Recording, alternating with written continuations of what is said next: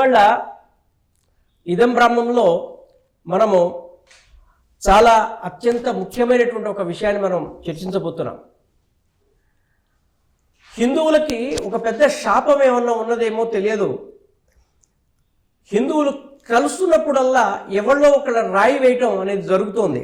భారతదేశంలో ఇవాళ హిందువులందరూ ఏకమవుతున్నటువంటి వేళ గౌరవనీయులైనటువంటి మన చిన్నజీయర్ స్వామి గారు ఒక వివాదాస్పదమైనటువంటి వ్యాఖ్యల్ని చేశారు. దానిపై చర్చించడానికి మనతోటి శ్రీ రోచిష్మాన్ గారు మనతోటి ఉన్నారు. వారు అంతర్జాతీయ కవి, సంగీతంపై, సాహిత్యంపై, నృత్యంపై అనేకమైనటువంటి పరిశీలనలు చేసినటువంటి వ్యక్తి. తర్వాత వారు చెన్నైలో ఉంటారు. వారు ఈ విషయంలో అనేకమైనటువంటి చర్చలు చేశారు. వారి యొక్క సోషల్ మీడియాలో వారి యొక్క అనేకమైనటువంటి రైటప్స్ కూడా మనం చూస్తూ ఉంటాం. నమస్కారం అండి. నమస్కారం అండి. ఇదం బ్రాహ్మం యొక్క చర్చకు స్వాగతం. మీరు ఎలా చూస్తారు ఈ అంశాన్ని? చిన్నజీయర్ స్వామి వారి ఈ యొక్క వ్యాఖ్యల్ని మీరు ఎలా చూడబోతున్నారు? ముందుగా చిన్నజీయర్ గారికి ఆయన చేస్తున్న మంచి పనులకు నమస్సులు తెలియచేస్తూ ఆయన్ని అతి తీవ్రంగా ఖండిస్తున్నాను. హిందువులంతా ఒక దశ తర్వాత ఏకీకృతమవుతున్న ఈ సందర్భంలో ఆయన చేసినవి అనుచితం మాత్రమే కాదు, అవాంఛనీయం మాత్రమే కాదు, అనర్థదాయకం కూడా. ఇప్పుడు అభిప్రాయ భేదాలు ఉండొచ్చు, అది అభిప్రాయ భేదం కాదు, అజ్ఞానం. చిన్నజీయర్ గారు చెప్పినది పూర్తిగా సత్యదూరం. ఈ చతురామ్నాయ పీఠాలని ఆదిశంకరులు స్థాపించలేదు అనడము, అంతకన్నా వికృతం ఈ ఆదిశంకరుల వారు వైష్ణవులు అనడము, ఇలాంటివన్నీ ఇంగ్లీష్లో చెప్తే అన్కాల్డ్ ఫర్ అంటారు. పూర్తిగా అవసరం లేదు. దీనివల్ల చిన్నజీయర్ గారికి వచ్చే లాభము ఉండదు, ఆయన పీఠానికి జరగబోయే ఉపయోగము ఉండదు, సమాజానికి ప్రయోజనం కాదు. ఎందుకన్నారు? ఆయన అజ్ఞానులా, ఇంకేదైనా కారణమా, లేకపోతే వాచాలత్వమా తెలియదు. మనమేమీ ఆయన అనకూడదండి. ఆయన పెద్దవారు. పూర్తిగా ఆదిశంకరులు వారే ఈ 4 పీఠాలని స్థాపించారు అనడం హిమాలయాలు ఉన్నాయి అన్నంత నిజం. అయితే ఇక్కడ మీకు ఒక స్పష్టత ఇస్తానండి. అసలు ఆదిశంకరులు ఎప్పటి వారు? మనం వింటున్నట్టుగా 7వ శతాబ్ది 8వ శతాబ్ది వారు కాదు. 2000 సంవత్సరం నుంచి అంతర్జాతీయ పరిశీలనలు అన్నీ కూడా ఆదిశంకరుల వారు సామాన్య శకానికి పూర్వము అంటే BCE 509లో పుట్టారు అని తెలియజేస్తున్నారు. ఈ శంకరుల కాలము BCE 509 అనేది ఇంగ్లీష్ పండితులు, పరిశీలకులు కూడా 1920లోనే చెప్పారు. ఆ ఆదిశంకరుల వారు స్వయంగా ఆయన నలుగురు శిష్యులకి, ఆయన ప్రముఖ శిష్యులు శంకరుల వారికి తోటకాచార్యులు, సురేశ్వరులు, పద్మపాదులు, హస్తామలకులు, వీళ్ళ నలుగురు స్వయంగా ఆయనతో మెలిగిన శిష్యులు. వాళ్లకు ఈ పీఠాధిపత్యాలను శంకరులు ఇచ్చారు. అప్పుడు ఈ పీఠాలు ఎప్పటి నుంచి ఉంటాయి? వారు మొదలుపెట్టిన 509 నుంచి శంకరుల వారు 32 ఏళ్ళకి శివైక్యం అయితే ఆ లోపు జరిగి ఉంటుంది. విద్యారణ్యుల వారు ఎప్పటి వారు? 12 లేదా 13 శతాబ్దుల వారు. అసలు విద్యారణ్యుల వారు ఎవరు? ఆ శంకర పీఠాల్లోనే 13వ 12వ పీఠాధిపతి. ఇప్పుడు ఈ పీఠాలని విద్యారణ్యుల వారు సంస్థాపించుంటే మన చిన్నజీయర్ వారి పరిశీలన పటిమతో మనం ఒప్పుకునే మాట అయితే వీరి ముందు వాళ్ళు ఎవరు? అదే మనకి ఈ విషయము చాలా స్పష్టంగా కంచిపీఠం వెళ్ళినా, ఏ పీఠానికి వెళ్ళినా అక్కడ మొదటి పీఠాధిపతి ఎవరు అన్న దగ్గర నుంచి ఏ సంవత్సరం నుంచి ఏ సంవత్సరం వరకు ఉన్నారు అన్న విషయం కూడా తేట తెలంగా మనకు కనపడుతుంటుంది. అక్కడ గోడ మీద వాళ్ళు చక్కగా వాళ్ళ పేర్లతో సహా రాసి పెట్టారు. అంతో ఇంతో అంత ఒక వైరుధ్యాలు కనిపిస్తున్నా అటు ఇటుగా 100-150 ఏళ్లే తప్పితే పెద్దగా అది పరిగణించవలసిన కాబట్టి వైరుధ్యం కాదు. మీరు గమనిస్తే ఇంత స్పష్టంగా సంవత్సరాలతో సహా రాసి అక్కడ పెట్టినప్పుడు విద్యారణ్య స్వామి వారు మొదలు పెట్టారు అని అనటానికి వీరి దగ్గర శాస్త్ర ప్రామాణికం ఏమన్నా ఉన్నదా అని మీకు ఏమన్నా అనిపిస్తుందా, లేకపోతే అశాస్త్రీయంగా ఎందుకు మాట్లాడుకుంటారు? ఇప్పుడు శాస్త్ర ప్రమాణం ఉండదండి. ఇందాక మనం చెప్పుకున్నట్టుగా శంకరుల కాలము, ఈ పీఠాధిపతులు శంకర శిష్యులు అవడము, అప్పటి నుంచే పీఠాలు ఉండడము, ఇప్పుడు మీరు చెప్తున్నట్టుగా ఆ గురు పరంపర అంటే విడి అంటే ఏ పీఠానికి ఆ పీఠం ఉండే పీఠాధిపతుల పరంపర చూసుకున్నా కూడా చిన్నజీయర్ గారు చెప్పిన వాటికి ఏ ఆధారము, ప్రమాణము, అర్థము ఉండదు. మరి ఆయన ఎందుకు చెప్పారు? ఆయన మాత్రమే దానికి సమాధానం చెప్పగలరు. మనం ఊహించుకుంటే అది ఆయన ఏదో మనం నిందించినట్టు అవుతుంది. ఇక్కడ మన అభిమతం ఆయన నిందించడం కాదు. అయితే నింద అని కాకుండా మనం నిజమైన చర్చల్లోకి వెళ్దాము. ఒక విషయం ఏంటి అని అంటే, ఇప్పుడు ఇవాళ పీఠాధిపత్యాన్ని ప్రశ్న చేస్తున్నటువంటి జీయర్ స్వామి వారు అసలు వారి పీఠాధిపత్యం గురించి ఒక్కసారి మనం చూద్దాము లోతుగా. చాలా మంచి ఆలోచన వచ్చింది మీకు. ఇప్పుడు ఒక పీఠానికి ఈయన పీఠాధిపతి చిన్నజీయర్ వారు. ఈ పీఠం ఎప్పటిది? దానికి పరంపర లేదు. ఏ విధమైన పరంపర? చారిత్రక సార్థకత లేదు. ఈయనకు ముందుటి వారు ఒక ఆయన ఆసక్తి కొద్దీ ఈయనకు పూర్వం ఈయన ఏ పీఠంలో అయితే ఉన్నారో ఆ పీఠాధిపతి అంటే ఆ పీఠాన్ని సంస్థాపించిన వారు ఆయన పూర్వాశ్రమంలో ప్రభుత్వ ఉద్యోగి. ఆయన సన్యాసిగానో పాండిత్యమో మనకు తెలియదు. ఆయన ఉండి ఆయన దగ్గర ఏదో స్టెనోగా చేరితే చివరి దశల్లో పీఠం ఆయనకి ఇచ్చారు అని చెప్తున్నారు. సో ఈ పీఠానికి అసలు పీఠానికే ఏ విధమైన పరంపర లేదు. ఈయన వచ్చినటువంటి విధానం కూడా విధానం చర్చనీయం, అది మనకు వద్దులేండి, అక్కర్లేదు. కానీ ఈ పీఠానికి ఈయనకి హిందుత్వానికి హైందవానికి సంబంధించిన ఏ సార్థకత ఈయన గురువు గారికి కానివ్వండి, ఈయనకి కానివ్వండి, ఏదైతే ఈయన పీఠం అని అంటున్నారో దానికి కానివ్వండి హైందవ పరంగా ప్రాముఖ్యత, ప్రాసంగికత లేదు. ఇప్పుడు ఇలాంటి వారు శంకరుల గురించి ఏదో మాట్లాడడం అనేది ఆయన విద్యాహీనతని విజ్ఞతాహీనతను మాత్రమే తెలియజేస్తున్నదని సవినయంగా తెలియజేసుకుంటున్నాను. అయితే ఇంకొక విషయము, శంకరులు కూడా వైష్ణవులే అన్న విషయాన్ని వారు చెప్పారు. సరే, శంకరులు సాక్షాత్తు భగవత్ స్వరూపంగా మనం భావిస్తుంటారు. వారు వైష్ణవులు కావచ్చు, వారే విష్ణుమూర్తి కావచ్చు, వారే శంకరులు కావచ్చు. కానీ ఇది ప్రత్యేకంగా ఆయన తీసుకొచ్చి చెప్పటంలో మీకు ఏమనిపిస్తుంది? ఒక సామాన్యుడు, మనందరం చాలా సామాన్యమైనటువంటి వ్యక్తులం, ఇలా ఆలోచించినప్పుడు అలా ఎందుకు మాట్లాడి ఉంటారు ఆలోచిద్దామండి. శంకరులు వైష్ణవులు లేకపోతే వైష్ణవుల, ఇది ముందుగా విదూషకత్వం నుంచి వచ్చే మాట అని మనం రూఢిగా తెలుసుకోవచ్చండి. శంకరులు ఎవరు? శాక్తేయులు. ఆయన స్వయంగా రాసిన సౌందర్య లహరిలో 75వ శ్లోకంలో పార్వతిని ఉద్దేశిస్తూ ఆయన ఒక శ్లోకం చేస్తారు. అమ్మ, నీ స్తన్యం తాగి ఈ ద్రావిడ శిశువు కవినయ్యాను అని పార్వతిని అన్నాడు. విష్ణుమూర్తిని కాదు శంకరులు అన్నది. అంటే శాక్తేయులకు వైష్ణవంతో అభేదమా? లేదు. అలాంటి శంకరులే గోవిందం భజ మూఢమతే అన్నారు. కాబట్టి శంకరులకి శివుడో లేకపోతే అమ్మవారనో వైష్ణవమనో లేదు, ఆ తేడాలు లేవు. ఇప్పుడు ఇంకెందుకో అంటే నిన్న మొన్నటి వరకు ఆయన శంకరులను అధిక్షేపించిన చిన్నజీయర్ అధిక్షేపించే అర్హత, చదువు ఉందా లేదా అని ఆయనే చెప్పాలి మనకి. ఆయన ఇవాళ ఉన్న పళాన వచ్చి శంకరులు వైష్ణవులు అనడం ఏమిటి? అసలు చిన్నజీయర్ అనే వారిని గత ఏడాది కాలంగా మనం చూస్తే, ఆయన మాటల్ని బట్టి చూస్తే మనకి ఇంకేదో స్ఫురిస్తుందండి. ఆ ఇంకేదో అనేది మీరు అర్థం చేసుకోండి. ఇప్పుడు శంకరులు వైష్ణవులు అనడానికి ఆస్కారం లేదు, వైష్ణవులు కాదు అని అనడానికి లేదు. మీరు వైష్ణవులే, నేను వైష్ణవుడిని, నేను శైవుణ్ణే, నేను శాక్తేయుణ్ణి, అందరము అంతే, వైష్ణవులే. కాకపోతే ఈ వక్ర వైష్ణవులు కొంతమంది ఈ మధ్యన తయారయ్యారండి.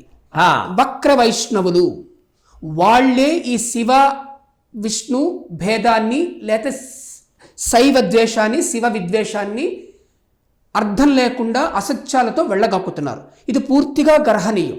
ఇంకా మనం ఈ భారతదేశ ఆత్మను చూసుకుంటే ఇది శాక్తాద్వైతం అండి.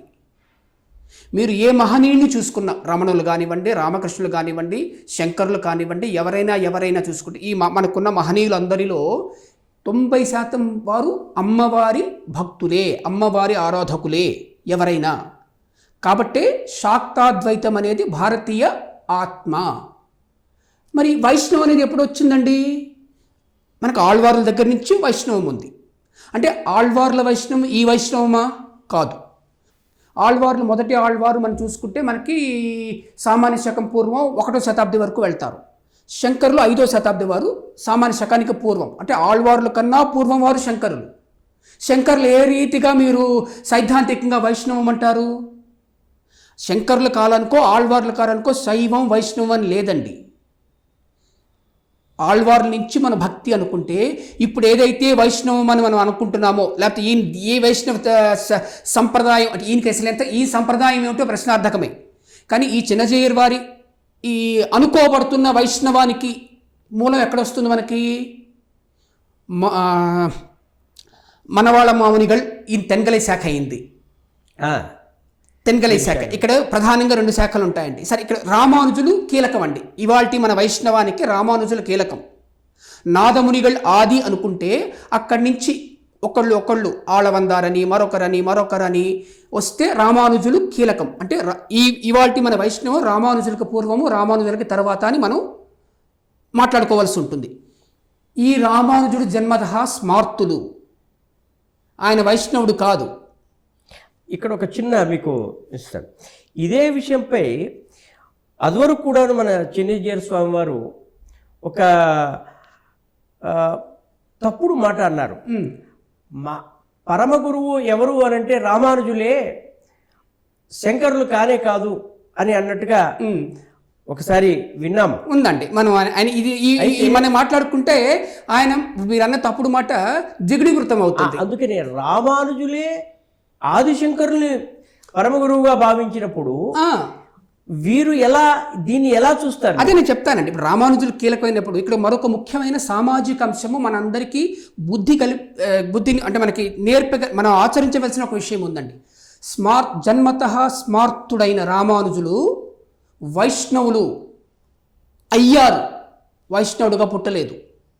ఆయన జన్మ స్మార్తుడుగానే, అంటే వైదికులు అని ఇవాళ మన తెలుగు ప్రాంతాల్లో అంటాము, తమిళ ప్రాంతాల్లో అయితే అయ్యర్ అంటారు వాళ్ళని. ఆ స్మార్తుడిని శంకు చక్రాలు వేసి కోదండ రామ ఆలయంలో వైష్ణవుని చేసింది శూద్రుడు. ఇది అందరూ తెలుసుకోవలసిన విషయము, సమాజానికి అవసరమైన విషయము. రామానుజుల గొప్పతనం మనం తెలుసుకోవలసిన, రామానుజుల హృదయం ఎంత గొప్పదో. అంటే అందుకే స్వామి వివేకానంద ఒకసారి అన్నారు, శంకరుల వంటి మేధ కావాలి, రామానుజుల వంటి హృదయం కావాలి అని. ఆ హృదయం చిన్నజీయర్లో ఎందుకు లోపించిందో చిన్నజీయరే మనకు వదిలి చెప్పాలి. దాన్ని అలా పక్కన పెడితే ఇటు వస్తే రామానుజుడిని వైష్ణవులు చేసిన వారు పెరియ నంబి అనే శూద్రులు. అంటే వాళ్ళని నగరత్తార్ అంటారు, అరవన్లో సెట్టియార్ అని అంటారు. అక్కడి నుంచి ఆయన వైష్ణవం, తర్వాత ఆయన తిరుమలని తీసుకోవటమో, లేకపోతే శ్రీరంగాన్ని తీసుకోవటమో, మేల్కోట తీసుకోవటమో, ఆయన పాంచరాత్ర ఆగమాలని వీటిలో చేసి ఆ ఆలయాల్ని సంస్కరించి ఇవాళ మనకు అందించిన రామానుజుల వారు వైష్ణవానికి కీలకం. అంటే ఇవాల్టి వైష్ణవానికి కీలకం అనుకోవచ్చు. ఈ వైష్ణవం నుంచి వచ్చిన అత్యంత ప్రముఖమైన వ్యక్తి రామానుజుల తర్వాత వేదాంత దేశికుల వారు, మహనీయులైన. అంటే శంకరులు ఎంత గొప్పవారో అంత గొప్పవారు కూడా వేదాంత దేశికులు. వాళ్ళల్లో ఎవరిలోనూ లేని శివద్వేషం ఈ చిన్నజీయర్ లాంటి వాళ్ళకి ఎందుకు వస్తుందండి? సాక్షాత్తు రామానుజుల వారే ఆదిశంకరుల వారిని భాష్యకారులుగా అభివర్ణించారు, వారిని చాలా గౌరవించారు, పూజించారు. అటువంటి రామానుజ వారే మా గురువు అనుకుంటున్న చిన్నజీయర్ స్వామి వారు ఇలా అనటం వారికి ద్రోహం చేసినట్టా కాదా? మీ అభిప్రాయం ఏంటి ఈ విషయంలో? అభిప్రాయం కాదండి, అవగాహనే చెప్తాను. అంటే ఉన్న విషయమే చెప్తాను నేను. ఇప్పుడు అందరికీ తెలుసు మన చిన్నజీయర్ వారు రామానుజులకి ఇక్కడ ఆలయం కట్టారు అని. ప్రధానంగా ఇందాక నేను చెప్పిన తెన్గలై వడగలైలో నామాలు ఉంటాయి, అందరికీ తెలిసినవి. అది తెన్గలై నామం వేరు, వడగలై నామం వేరు. వడగలై నామం యూగా ఉంటుంది. యు మన ఇంగ్లీష్ అక్షరం యూలా ఉంటుంది. ఆ యు కింద ఒక గీత గీస్తే అది తెన్గలై నామం అవుతుంది. ప్రధానంగా మనవాళ్ళ మామునిగల్ కాలంలో ఈ భేదం వచ్చింది. అంతవరకు ఈ తెన్గలై నామం లేదు. అసలు రామానుజుల వారు ఈ నామాలు పెట్టుకోలేదు. చాలామందికి అది తెలియదు. వారు ఏ నామం పెట్టుకున్నారు? ఆయన శ్రీచందనంతో ఊర్ధ్వపుండ్రాలు పెట్టుకునేవారు. ఇవాళ మన ఇస్కాన్ వాళ్ళలో చూస్తే, మన ఇస్కాన్ వాళ్ళని గమనిస్తే అటు ఇటుగా రామానుజుల వాళ్ళు శ్రీచందనంతోనే పెట్టుకునేవారు. రామానుజుల వారు ఇవాళ వైష్ణవులు వాడుతున్న, అంటే వడగలై వైష్ణవులు కానీ తెన్గలై వైష్ణవులు కానీ వాడుతున్న నామాలు వాడలేదు. ఇది చరిత్ర అయిపోయింది. ఈ వేదాంత దేశికుల కాలంలో వడగలై సౌష్ఠవం పొందినప్పుడో లేకపోతే అది ఒక పూర్తి ఆకారాన్ని సంతరించుకున్నప్పుడో యు నామం వచ్చింది. అది కొనసాగుతూ ఈ మనవాళ్ళ మామునిగల్ వచ్చిన తర్వాత అదేదో వాళ్ళు ఈ వడగలై నుంచి మేము వేరుపడ్డామని తెలియడం కోసం ఇది తీసుకున్నారు. అంటే యు కింద ఒక లైన్ గీసుకున్నారు. ఇవాళ మనం ఈ చిన్నజీయర్ కానివ్వండి, మరొకరు కానివ్వండి, తెన్గలై వాళ్ళందరూ ఆ నామమే వాడుతున్నారు. మన తెలుగు ప్రాంతాల్లో యూకి కింద వేసుకునేది. మన రామానుజులకి అదే పెడుతున్నారు వాళ్ళు, చిన్నజీయర్ వారు. ఇది రామానుజ ద్రోహం. రామానుజ స్ఫూర్తికి విరుద్ధంగా చిన్నజీయర్ పనిచేయడమే కాదు, ఆదిశంకర్లకే కాదు రామానుజులు కూడా చిన్నజీయర్ ద్రోహం చేస్తున్నారు. ఇప్పుడు వాళ్ళు ఒక రామానుజుల ఫోటో పెట్టుకోవాలనుకుంటే దానికి తెన్గలై నామం ఉంటుంది. అది వాళ్ళు పాపం వాళ్ళ ఆవేదనగా ఉంటుందండి. ఇలాంటి మౌలికమైన విషయాలు కూడా తెలియని చిన్నజీయర్ స్వామి ఓ పక్కన రామానుజుల వారికే ద్రోహం చేసుకుంటూ ఇంకా ఆదిశంకరులని, ఆదిశంకరుల వైష్ణవులు అంటే ఏమిటి? ముందు ఈ నేను సరిదిద్దుకోవాలి. అసలు ఏది వైష్ణవమో, ఏది తెన్గలై, ఏది వడగలై, ఈయన పూర్వం ఏమిటి, ఈయన పరంపర ఏమిటి? మీరు ఆదిశంకరులు మాట్లాడడం అనర్హులండి. ఆయన ఆదిశంకరులు అనేవారు మన సనాతనానికి ఆయువు పట్టు ఒక దశ తర్వాత. అది ఇప్పుడు ఇంకొక మనం కొన్ని రోజులు పోతే ఈ చిన్నజీయర్లో ఏమైనా కుట్రకోణం ఉందేమో అన్న కూడా మనకు బయటకు వస్తుందేమో తెలియదండి. అది సరే. ఇంకొక విషయము, ఇప్పుడు చరిత్ర చూసుకుంటే మన శంకర పీఠాలకి చరిత్ర ఉంది కదా, ఈయన పీఠాలకి చరిత్ర లేదు అని అనుకున్నాము. మరొక విషయం అంటే మీరు కొనసాగే ముందు ఇక్కడ ప్రధానంగా అనుకున్నప్పుడు ఇవాళ వైష్ణవం అంతా ఎక్కడి నుంచి ఉత్పన్నమైందంటే తమిళ దేశం నుంచి ఉత్పన్నమైందండి. ఇవాళ తెలుగు దేశాల్లో ఉండే వైష్ణవం అంతా అక్కడి నుంచి వచ్చినదే. వైష్ణవం అంటేనే తమిళ దేశం అనే, అంటే ఉత్తరాదిలో ఉండే వైష్ణవం వేరు. ఇస్కాన్ వాళ్ళు పాటించేదో అంతకుముందు రామానంద అని కబీర్ గారికి గురువు ఆయన. వాళ్ళ వైష్ణవం తేడా ఉంటుంది. ప్రధానంగా ఇక్కడ రెండు అంశాలు ఉంటాయి, తెన్గలై, వడగలై అనేది. ఈ వడగలై అనేదే ప్రముఖమైన ప్రధానమైన వైష్ణవం అనేది ఎవరు కాదనలేని విషయం. ఈ వేదాంత దేశికులు వడగలై వారే. అంటే వేదాంత దేశికుల కాలానికి కూడా వడగలై అన్న శాఖ వడగలై అన్న పేరుతో లేదు. వేదాంత దేశికుల తర్వాత వచ్చిన వారు మనవాళ్ళ మామునిగల్. వీరు తెన్గలైకి ఆది. అంటే ఇవాళ చిన్నజీయర్ అనబడుతున్న వైష్ణవులు అనబడుతున్న చిన్నజీయర్కి అంటే ఆయన తెగ తెన్గలై. ఆ తెన్గలైకి ఆది మనకి మనవాళ్ళ మామునిగల్ నుంచి మొదలైంది. మనవాళ్ళ మామునిగల్, ప్రతివాద భయంకరం అన్నంగారాచార్యర్ వాళ్ళ దశలో ఇక్కడ మరొక సామాజిక అంశం మనం చూడవలసి ఉంటుంది. ఈ మనవాళ్ళ మామునిగల్ బ్రాహ్మడు కాదు అనే ఒక వాదం ఉన్నది, బ్రాహ్మడే అన్న వాదం ఉన్నది. ఈ మనవాళ్ళ మామునిగలు ఏం చేశారంటే ఆసక్తి ఉన్న నిమ్న వర్గాల వారందరికీ ఉపనయనం చేసి వాళ్ళకి బ్రాహ్మణులను చేశారు. అంటే ఇవాళ 108 దివ్య దేశాల్లో ఉండే పలువురు అర్చకులు ఒకప్పుడు నిమ్న వర్గాల వారు. చాలా గొప్ప విషయం ఇది. అంటే వాళ్ళకి ఉపనయనం జరిగింది. అంటే బ్రాహ్మణత్వం అనేటువంటిది కేవలం పుట్టుకతో రాదు కాబట్టి వాళ్ళ యొక్క గుణం ద్వారా వస్తుంది. మీరు ఎంచుకోవడంలో వస్తుంది. అలా అప్పట్లోని అంటే 600 ఏళ్ల క్రితమే ఎంచుకున్న వాళ్ళందరినీ కూడా ఈ మనవాళ్ళ మామునిగల్ అనేవారు బ్రాహ్మణులను చేసి వైష్ణవులు చేసి వాళ్ళకి సమాశ్రయం ఇచ్చారు.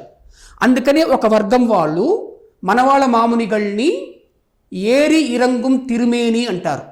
అంటే ఏరి ఇరంగుం అంటే చెట్టు ఎక్కి దిగేవాళ్ళు అని. అంటే ఈడిగలు అని మన తెలుగులో ఎవరిని అంటున్నామో వాళ్ళని అక్కడ అట్లా పిలిచేవారు.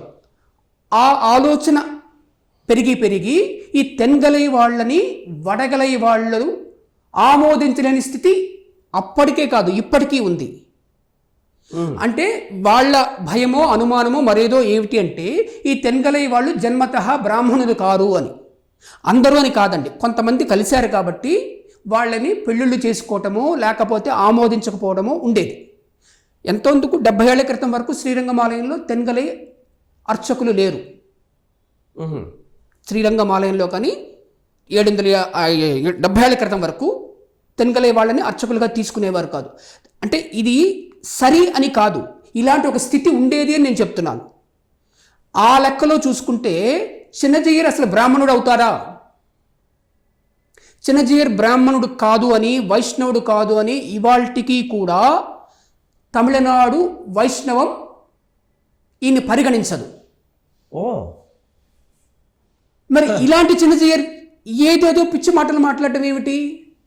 సో ఏమీ చరిత్ర ఆధారాలు లేకుండా ఏ విధంగా మాట్లాడుతున్నప్పుడు మనం చరిత్ర ఆధారాలు తోటి మీరు రెండేని మనం ఛాలెంజ్ చేయొచ్చా? ఖచ్చితంగా రావచ్చు, నేను వస్తాను. అంటే నేను గొప్పవాడినను అని కాదండి, ఒక సామాన్య వ్యక్తిగా పామరుణ్ణిగా హిందూ భారతీయత మీద సనాతనం మీద భక్తి లేకపోతే వినయం లేకపోతే ఆసక్తి ఉండి చిన్నజయ్యర్ లాంటి భారతీయతకి లేకపోతే సనాతనానికి హాని చేస్తున్న వాళ్ళని ఖండించవలసిన అవసరంతో ఆయనతో తలపడ్డానికి నేను సిద్ధంగా ఉన్నాను. ఇవాళ మామూలు అత్యంత మామూలుగా జీవించేటువంటి సామాన్యులమైనటువంటి మనం అందరం కూడాను తిరుపతి వెంకటేశ్వర స్వామి గుడికి వెళ్తాము, శివాలయంలో శ్రీరంగం వెళ్ళి మనం దర్శించుకుంటాము, కుంభకోణం శ్రీశైలంలో ఉన్నటువంటి శివుడిని దర్శించుకుంటాము, అమ్మవారిని దర్శించుకుంటాము. మనం శివకేశవులకు భేదం లేదు అని మన పూర్వీకులు ఈ రకమైనటువంటి విభేదాలన్నింటినీ తీసివేసి హిందూ ఐక్యతకు వారు పాటుపడితే ఇవాళ ఈ చిన్నజీయర్ స్వామి గారిది మిడిమిడి జ్ఞానంతో అన్నారు అని అనవచ్చా? ఖచ్చితంగా అనవచ్చు. మిడిమిడి జ్ఞానం, అసలు జ్ఞానం ఉందా లేదా కూడా తెలియట్లేదు మనకి.